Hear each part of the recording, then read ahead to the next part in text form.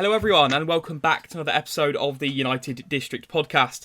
I'm delighted to say that I'm joined by the host of Beyond the Pitch, a podcast where this man has spoken to some of football's most well-known personalities and legends. It's the one and only Phil Brown. Phil, welcome to the podcast.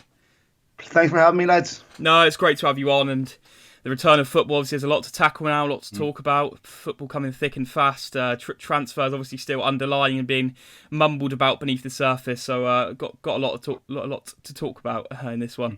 First of all, I'm going to ask you quite a general question. It's probably going to take you a minute to answer it. But what are your general thoughts on United this season? Obviously, we're on a great run of form at the minute since the restart, and when we were before the restart. Obviously, Solskjaer's, well, that seems like a while. It is still Solskjaer's first sort of full season as permanent United manager. How do you think he's fared, and how do you think United have done in general this season?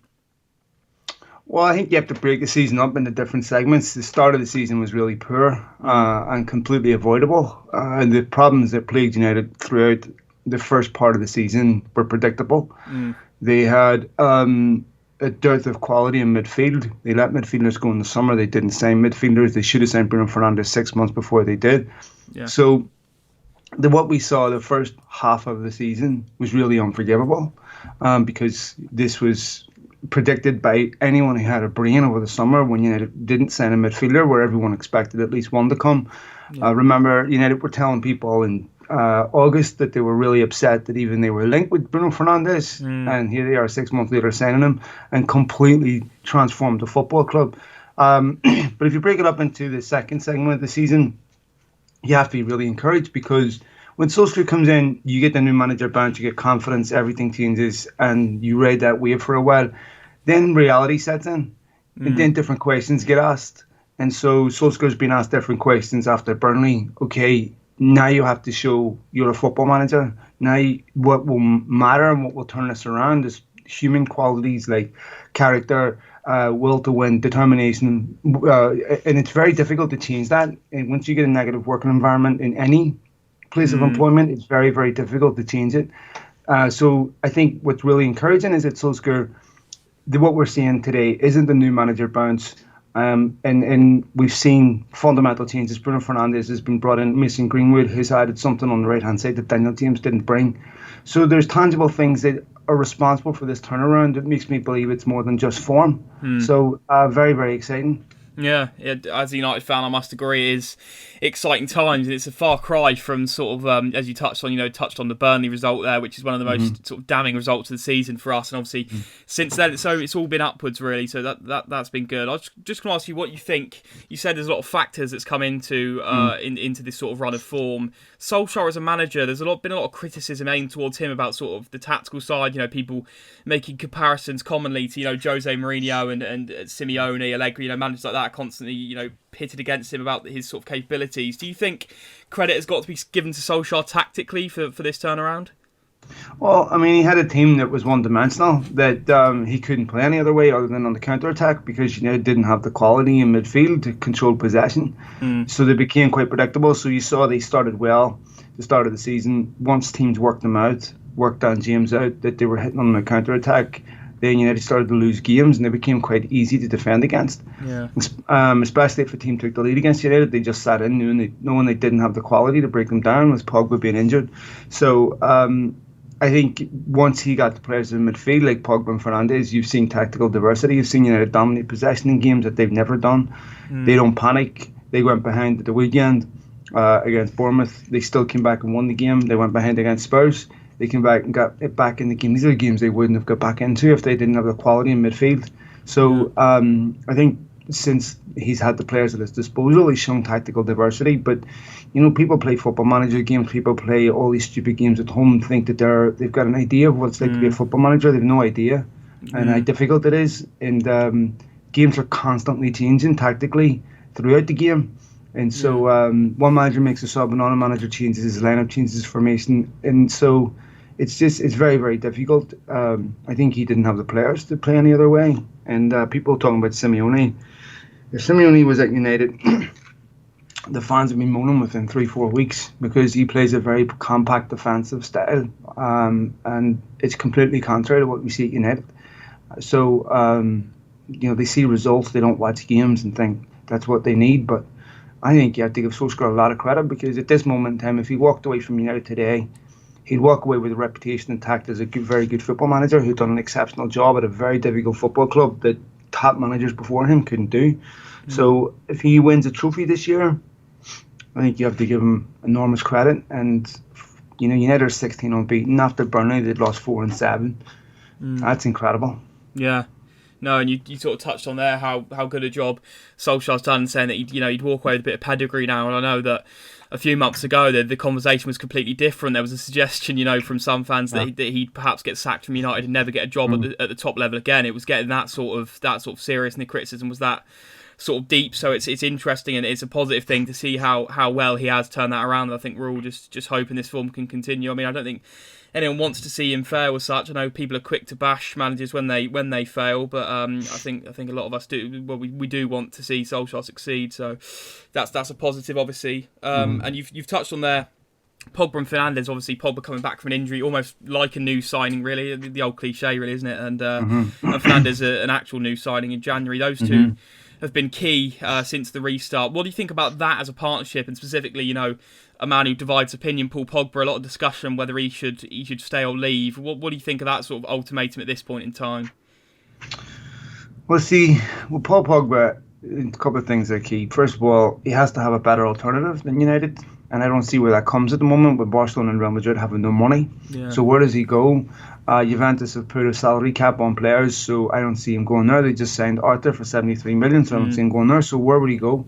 So I think it's in his best interest to stay where he is, and for him to continue doing what he's doing. He's still at one of the biggest football clubs in the world. Where we will get big answers is how United will play against big teams that can match them in midfield, and whether they'll play with Bruno Fernandes and Paul Pogba in games where they won't dominate possession, because there's a bit of a midfield vulnerability there defensively, because neither Pogba or Fernandes are going to track back, and it leaves you a little bit exposed with Matic just back there. It'll be interesting to see the games that they've got coming up are games they would expect to win. So we may not see that till next season. But we've gone talking about one of the worst midfields in United's history at the first start of the season to saying Jack Grealish won't get in that midfield. So in that sense, you look at United's players 1 to 11. Solskjaer's improved almost all of them. There's still some gaps there, and they have a problem at left back they need to address. But for the most part, we're talking about a team who we were saying need 4 or 5 players this summer, just saying, maybe they don't need that many. And you're wondering where the players that they were targeting 6 months ago fit in. And, Sancho is, I think, someone that they should sign. I think we shouldn't get carried away with this. We've been here before with United, and it's all going wrong, and then questions get asked. But I think if you get an opportunity to sign a player like Jadon Sancho, you take it. Because Martial's not going to stay fit throughout the entire season, and United are not going to be able to play these players every week. Mason Greenwood's still only 18; he naturally have dips in form, So I think it's United need to get the right hand side of player in. Just going back to Paul Pogba, and I know people get a bit sick of hearing about him and talking about him, so I apologise, but it's something that people, it does divide opinion. Obviously, it's all gone a bit blown over now, but I think we've got to speak about the sort of the controversy surrounding sort of him and his treatment from certain segments of the media, and a lot of talk about obviously Mino Raiola, an agent, perhaps one of the only few agents people actually know the name of for reasons good or bad. What do you think about the whole way Mino Raiola spoke about Solskjaer and sort of the team sort of Pogba sort of sat in the middle of this? Almost spat across the media. How do you think that was dealt with by Pogba and Raiola, and then by Solskjaer and Manchester United? Well, I think it's difficult for Solskjaer because what really can he do? Pogba's his best player. You can get rid of him if you really want, but in order to get rid of him, you need a buyer. So there's nothing they can do. I think it was handled extremely poorly because I think Mino Raiola works for Paul Pogba. Paul Pogba is in control of what Mino Raiola says and does. So I don't believe anything Mino Raiola says isn't done with the blessing of Paul Pogba. And look, I know the people around Paul Pogba are extremely intelligent people. Yeah, I've met them before, and they're very calculated. They're very intelligent. They were very, very careful about the things that they do. And I must say, Paul himself is a really lovely lad. Just a class human being. But what has happened at United is been extremely poor, and Mino Raiola is who he is. You hire him for a reason. His players are typically very loyal to him, and the person that runs that agency isn't Mino Raiola anyway. It's a Brazilian lady called Rafael Pimenta, and she is the one that calls all the shots at what goes on in there. And that woman is extremely impressive lady. She speaks 6 different languages. She's a Brazilian lawyer, and she is extremely smart. So everything they do is calculated. So that would not have been an off-the-cuff remark from Raiola. I just think Pogba, when you look back at what happened before the City game, where Pep Guardiola was saying he was offered him, I think he owed it to United to come out. I mean, this is United's biggest rivals. If this happened at Juventus or anywhere else, Real Madrid, Barcelona, Pogba would get slaughtered for it. And I think regardless of whether you're happy at a football club or not, it's okay if Paul Pogba wants to leave. I wouldn't have blamed him if he wanted to leave. I probably would have commended him actually, because he had professional standards. But you just don't do it this way. And I just think you have to remember about the fans in this, and remember that the fans have to get up every day with Manchester City fans, and they don't want to go into work the next day being taunted that their best player wants to go and play for them. This happened with Wayne Rooney too, remember? So it's not just Paul Pogba. When Wayne Rooney was linked with Man City, the fans didn't like it for obvious reasons. So it's just disappointing the way it was handled. No, I agree, and I think the one thing I've said throughout is that I think it wasn't hard to dispel from Pogba's side, really. As you say, Solskjaer a bit powerless, really.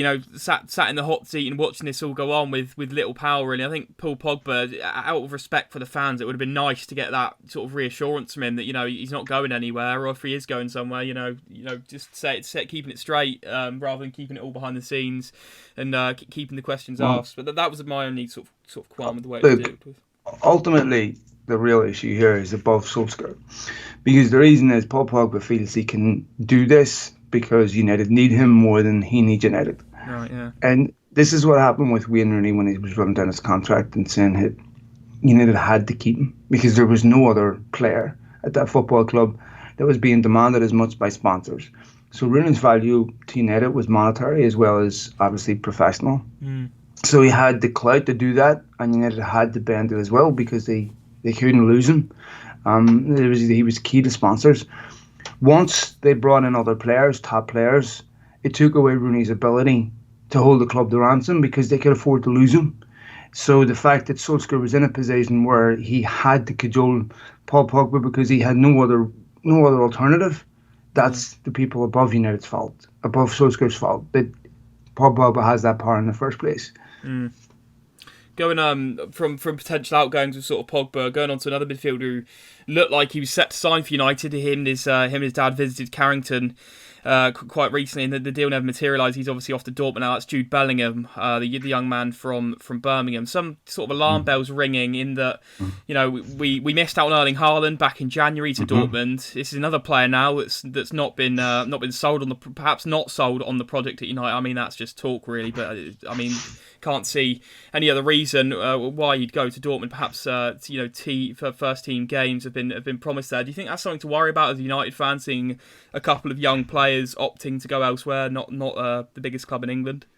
Of course. Well, think about it from a couple of perspectives. First of all, if you're not going to sign the top end players at the market, like United are saying they're not going to anymore, then you have to sign the best young players. So you can't keep missing out on them. Yeah. We talked about Paul Pogba. Paul Pogba's situation has completely changed in just a couple of months. He now looks like a happy footballer that no longer wants to leave. Why couldn't the same have happened to Haaland? People talk about this buyout clause. Are you telling me that Manchester United didn't know that buyout clause existed whenever they made a move for him? The first thing you do before you go buy anything is you find out the price. So, and if they didn't know, and they only found out the day he signed for Dortmund, it's an aptitude beyond belief. Yeah. So I don't believe for 1 minute that was a surprise to them, and that was the reason why the deal didn't go through. In any other situation where a manager gives a player a debut, he would be nailed on favourite to sign that player for obvious reasons. Yeah. Right? So if you're not going to sign the top players, then you have to sign the best young players. Missed out on it. Jude Bellingham. What could Dortmund offer him that United couldn't? All they can say to him is, if you play well, you will play in the first team. No one can offer you guaranteed first team football. It's all contingent upon your performance. No player walks into a football club and says, I demand to be in the first team. Everyone knows it's based upon how you perform. Borussia Dortmund's not going to play Jude Bellingham if he's not playing well. And when you look at Manchester United, it's a football club that gives young players a chance. We're not asking them to go to Chelsea. We're not asking them to go to other clubs that don't do that. I mean, maybe this season Chelsea have done it. So if there's a young German player in the second division, fantastic young talent, and it comes down to Manchester United and Bayern Munich, that young kid's going to Bayern Munich. Bayern Munich don't lose those players. So why are Man United losing those players? So I talked to Harry Redknapp, who gave him his debut. Yeah. And he told me that Jude Bellingham will be a £100 million player in 2 years. So the fact that United are losing these players and not being able to convince them, look, it's encouraging that they're going after young players at this stage of their career, which they should have been doing years ago. But you can't keep missing out on them. No. It's not, you know, and so whatever people say, it's a failure of Manchester United to attract these players. And why would Dortmund concede anything on Jadon Sancho if they didn't need to? If Jude Bellingham makes a decision to go to Borussia Dortmund, why would Dortmund say to Man United, you know what, we'll also give you a free run at Jadon Sancho? There's no need to do that. No. They wouldn't do it. No, for sure. So I don't believe United pulled out of the Jude Bellingham deal to get a free run at Jadon Sancho. I think that's just pie in the sky nonsense. It's just a failure once again of United's so-called recruitment team to bring. So now Solskjaer, just like every other manager at United, has to go settle for second, third, and fourth choices, and there's a reason why these players don't. There's a reason why these players fail. Yeah. So it's just really disappointing.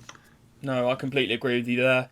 And another player who perhaps is a bit different, obviously already at the club, Angel Gomez, obviously rejected United's contract. To be honest, I'm not too worried about it. You know, this is my personal opinion now. I'm not too worried about his departure in the sense of that I don't think he was ever going to make it for us, and he hasn't shown enough in the time that he was given, obviously, even if that was little time. Where do you stand on that? Do you think that's a similar worry, though, in that, you know, he's not seen, you know, he's not being given the time and he's not being sold on the project, the same as Haaland and Bellingham?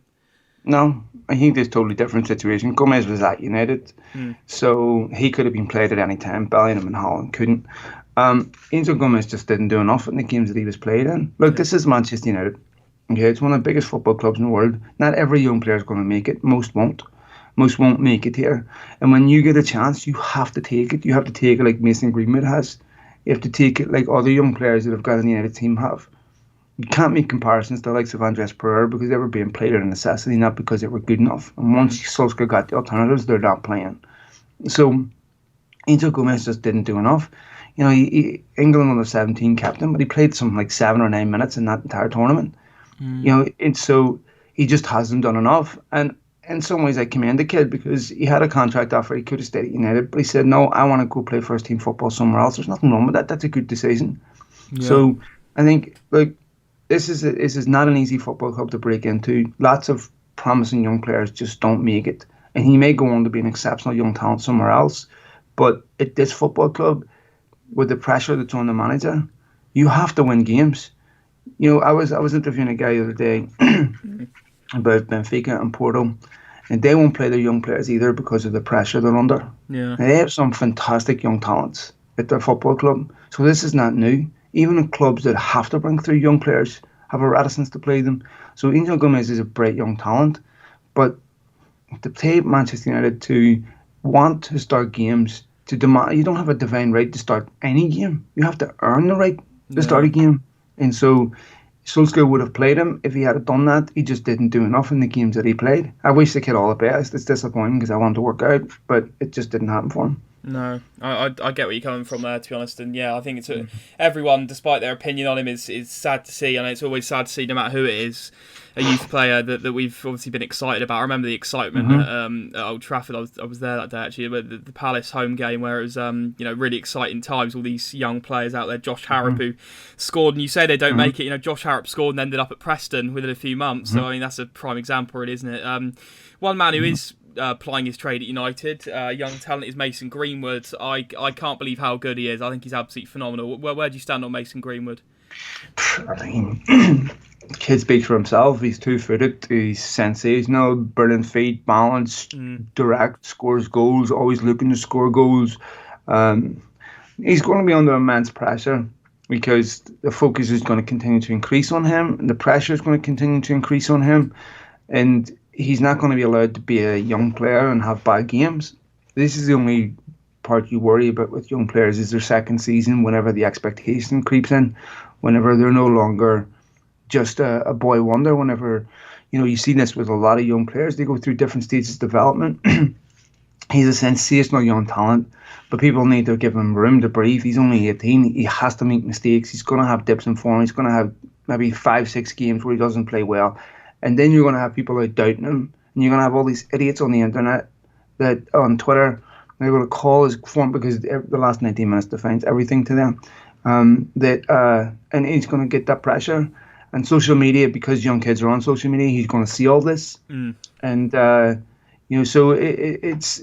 I think Mason Greenwood is a magnificent young talent, but I don't like the fact that United have to rely on him, because it puts enormous pressure on him. This is why I think it's important they bring in Jadon Sancho, so that they can play him properly. He'll still play football games. He'll still play a lot of football games. But we can't leave it to an 18-year-old to win games for us week in, week out. Not that United are doing that at the minute, but there's enormous pressure on him to be brilliant every week. He's sensational talent. And but remember, he's 18. He just turned 18. The immaturity that I had at 18, the decisions that I made, right? The stupid decisions that I made, the idiotic things that I did, the beliefs that I had, it's madness. You think that, I couldn't have been relied on to get out of bed on time at 18. I mean, just imagine the pressure that's on that kid every week. So, sensational talent. I'm very, very excited about him. I think he has everything. He will, in my opinion, go and be one of the top players in the world. And but I think Solskjaer, Solskjaer knows how to handle him. Solskjaer was a forward himself. He also knows there's going to be times he's going to need to be taken out of the team and rested and left on the bench for a couple of weeks, and that's going to be really important.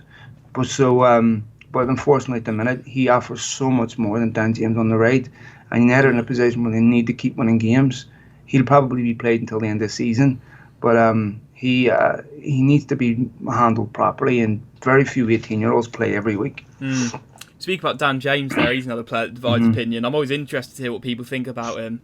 What are your thoughts on Dan James, and what role do you think he should play in the squad? Do you think, talk of him being loaned out, do you think that's the right move for him? When it was first suggested, I thought it was stupid. I'm like, why would United loan him out? And then I thought, well, look, if you look at Adama Traore, there's a player whose development, he was written off at Middlesbrough. His development wasn't great. It happened later on in his career where he got physically strong. Now he's one of the top wingers in the Premier League, and loads of clubs want him. I think you have to be careful of writing these players off too soon. Dan James is a very, very good player on the counter-attack. If you get him in behind, he's got tremendous pace. And he's not a bad deliverer of the ball. I mean, his assists are not bad this season.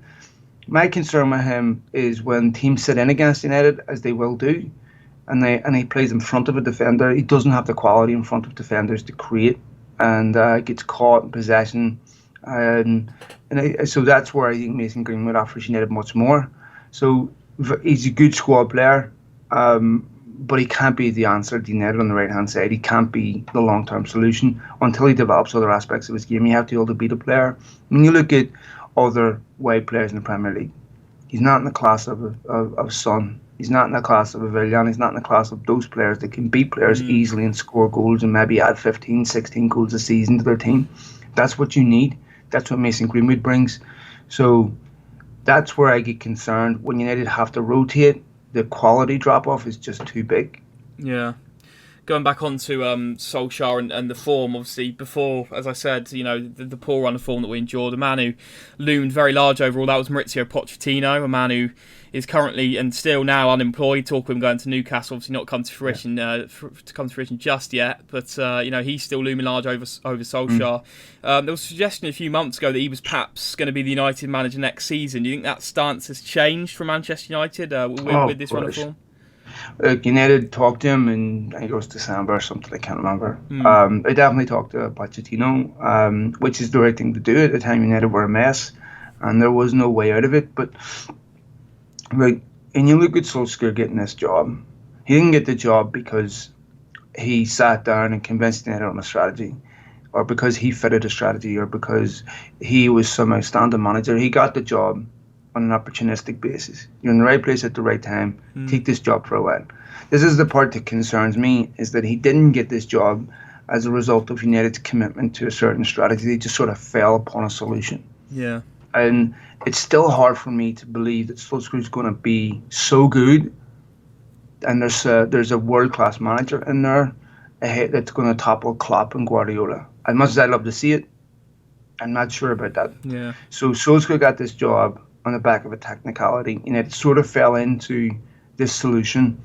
And he's done an absolutely unbelievable job so far, truly unbelievable what he's done. I know you can easily point to the league table, but like I said, you have to break it up into different segments.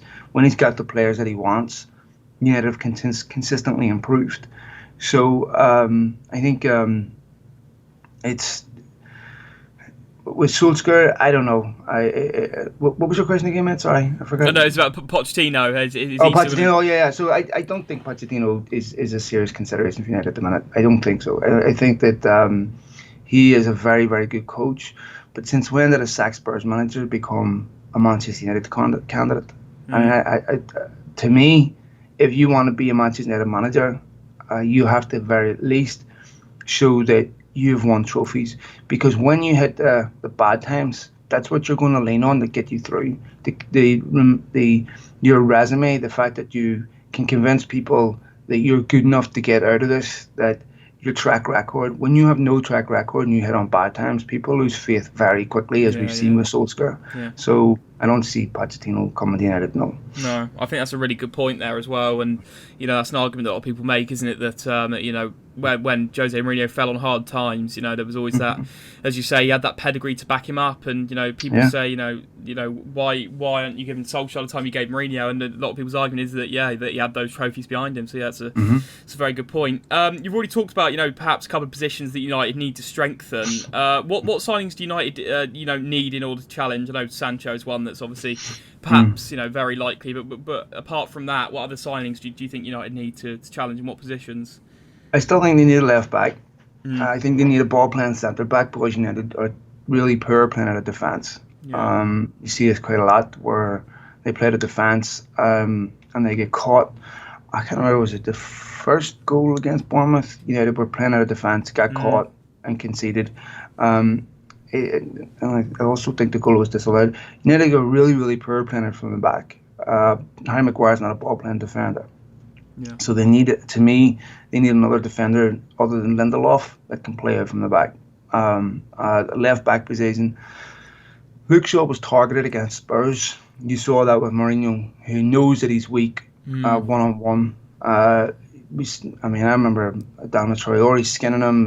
Bergwijn had too much pace for him. And Luke Shaw gets targeted a lot. Sheffield United targeted him too. Yeah. So I think they need a left back that gives them something going forward, that also can defend. They're not easy to find. Brandon Williams is a very, very good young defender, but again, it's a massive ask that they, when Carlos Queiroz took over at Real Madrid and they had the Zidane and Pavon's policy, he said, look, the Pavons have to be the best in the world. And when you're talking about a club like Manchester United that demands success every week, it's very rare you're going to pluck someone from your academy, because you have to think about what's the likelihood that the kid in your academy is the best available in that position around the world? Not high. So the question is Brandon Williams the best and available to United in that position? Because that's the only question worth answering. Not we want to see him play because he's one of our kids. Yeah. None of that, right? That's all nostalgic nonsense. And then when teams lose, they forget about that. So I think they have a left-back problem. We've seen the best and worst of Luke Shaw. The best of Luke Shaw is not good enough for a club wanting to win the league. You look at clubs that are going to win. You look at City, you look at Liverpool. They're very, very strong in those positions. So I think that is something they need to improve upon, and they need a left back. Probably. I mean, you could argue City need to improve at left back as well as Zinchenko, and I think Mendy's the other left back who's really poor for me. But Luke Shaw is not good enough, and United badly need a top left back. They need another centre back for me, and I still think they need another forward, because I think the front three are very, very good when they're fit, but Martial's injured too much, and Igalo still hasn't scored in the Premier League. Very, very good player. He scored in all the cup competitions. Admittedly, doesn't play much in the Premier League. But is he Manchester United standard? I don't think so. And so I think that's something that's going to have to. If Martial get injured, would you trust Igalo playing up front on his own in 10-game stretch against City, Liverpool, against all these top teams? Because when you buy players, top players, you're not buying them to beat Norwich. You're not buying them to beat Sheffield United. You're buying them to beat Liverpool, City, the top teams where they make the difference. Yeah. And so that to me is where United still need strengthening. You speak there about a centre back as well, and you touched on someone. I'm guessing you are saying to partner Harry Maguire. I'm guessing you're saying you don't think Victor Lindelof's a starter at Manchester United. No, I think Lindelof gets bullied too easy. I think he's a steady defender, but I worry about him against a physical number 9. Yeah. I think, and if you look at him, decent player, but not United quality for me, not standard to win the league. Look, I think you get into City's team. Their defense centre backs are really poor, but I think for United they need a proper ball playing centre back that has balls. If Bailly was more consistent, I would take Bailly over Lindelof. Well, Bailly's just too right, but he's a better ball playing defender than Lindelof, and he was really impressive when he first came in. He's very quick. He needs that pace because it gets him out of trouble sometimes. But I think they need a ball playing centre back that has. Maguire has courage. He has balls, but I don't think he's an £80 million defender, but that just is a reflection of the fact that there's not a lot of very good defenders out there, more than the fact that Harry Maguire's an £80 million defender. Tuanzebe's injured far too much. He's only played about 10 games for United, and he's 23 already. That's a big concern. He's missing out key developmental years of his career. So I think that's a problem they need to fix. Yeah. The two main players we've already mentioned, Sancho, the main link player, and then Grealish as well, someone who a lot of United fans want to add for it as a sort of depth option who can play in a few positions. What do you think of the likelihood of those two coming to United in the next window, Sancho and Grealish? Sancho I go back and forth on. Let's put it like this. If he doesn't sign Sancho, it's a failure. Yeah. And United will have pursued him for over a year and failed to land him. This is unacceptable. At every other department of the football club, United wouldn't accept that level of ineptitude. If you had that level of ineptitude on the business side of United, where you were responsible for bringing in sponsors and you were pursuing big sponsors for a year and a half and ended up empty-handed repeatedly, you get sacked. Yeah. Because United value revenue. So why on earth are these people who's supposed to be responsible, the experts who no one has an idea who they are, why are these people allowed to do this and continuously fail? Jack Grealish is very gettable. United, I'm quite sure United had Jack Grealish at Old Trafford in February. He would like to go there.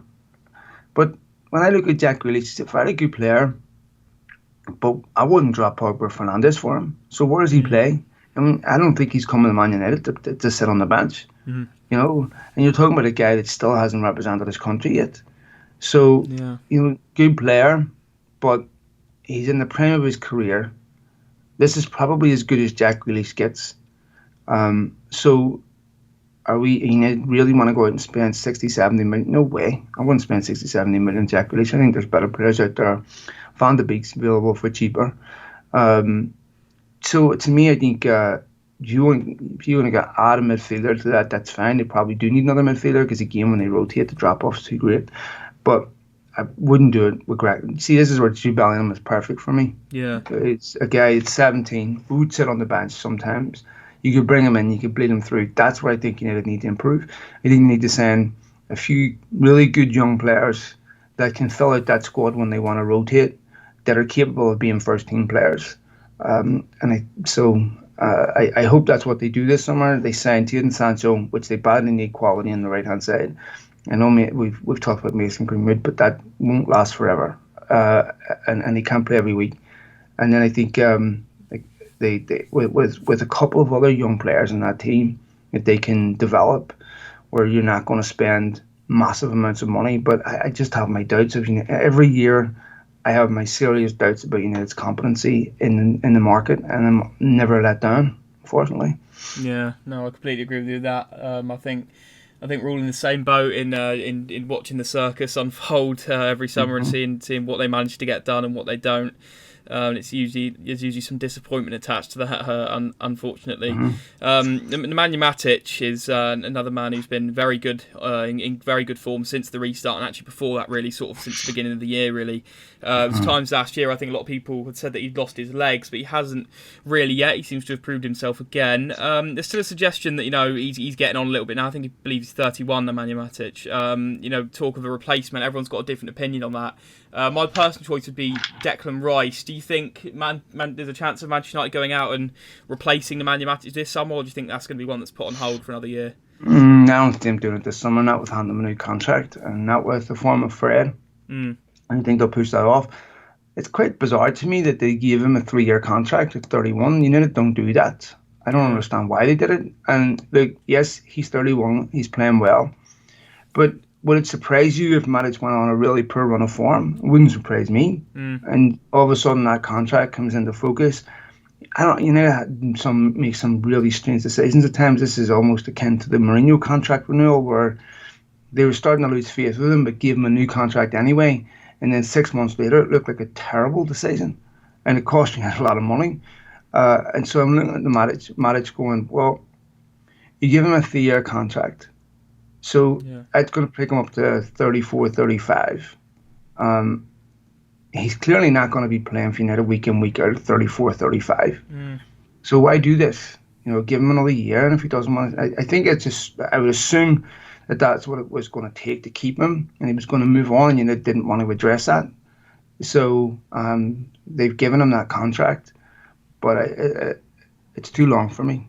No, I think I get your point on that one, and it's another interesting decision from the club, another questionable one that I'm sure people have different things to say about.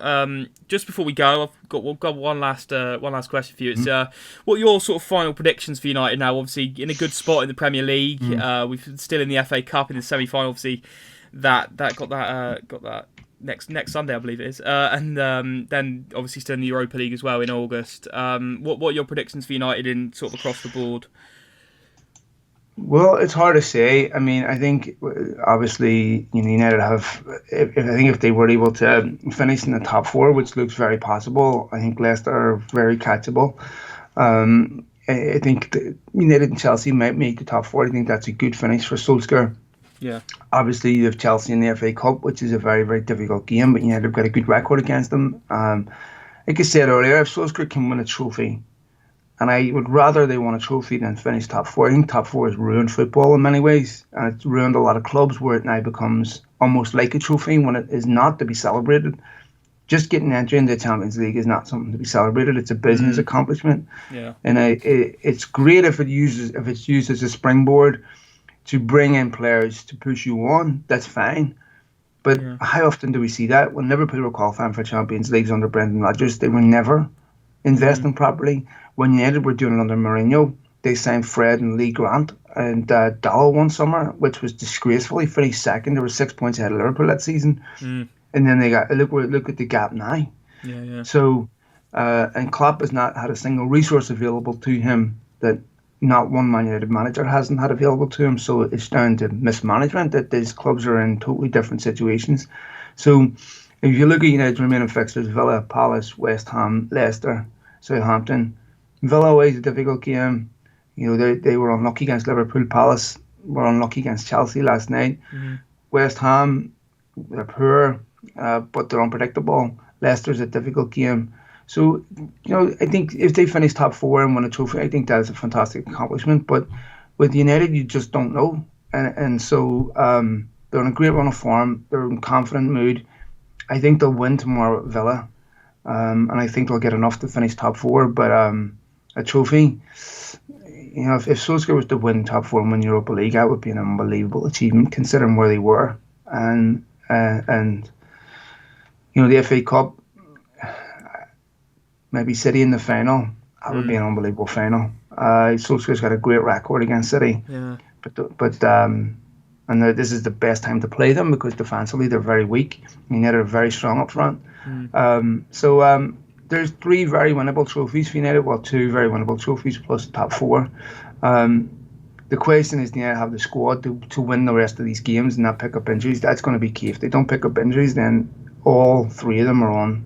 If they pick up injuries, I would really, really worry. And if I could pick one, it would be the Europa League. Yeah, trophy and Champions League qualification. It's 2-1, really, isn't it, that one? Exactly. Yeah, no. Because I don't want to get in the back door. No. I don't want to get in the back door, and I don't want top four. To me is a heartless finish. FA Cup is a great competition, but it doesn't get you Champions League. I would like to see now win Europa League. Yeah. If I had to pick one. It was all fun, wasn't it, in Stockholm a few years ago? Obviously, that game had a lot of weight to it, didn't it? And it was a great game, that, and obviously I think it's sort of changed my outlook on the Europa League, at least. I think when you can win it, it's a much more enjoyable competition. Well, especially for United, because they needed to win it to round out all three European trophies that they hadn't won, and so now they've won all three, which was great. And it was very promising back then under Mourinho, and hopefully it would be absolutely criminal if they don't back Solskjaer this summer. And that's my fear, is that if he does finish top four, it will convince United that things aren't as bad as what they seem, and they will look for a reason not to spend. I sincerely hope that's not the case.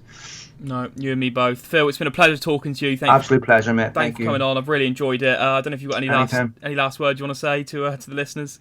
Nah, listen, just to yourself. Congratulations on the podcast. Good luck with it, mate. Thanks for all United fans for listening. I hope you're all well and safe during this difficult time. Thanks for everything you do for me, for the downloads, likes, retweets, and all that there, and follows and everything. I don't take any of it for granted. Thanks for having me on, mate. I much appreciate it. I'd be happy to do it anytime. And I hope everyone out there is safe and well. And I hope this podcast temporarily lifts your spirits if you're down. So thanks to everybody. Yeah, thanks, Phil. Really appreciate it, mate. Thank you. Yes, my pleasure. Thank you. Bye-bye.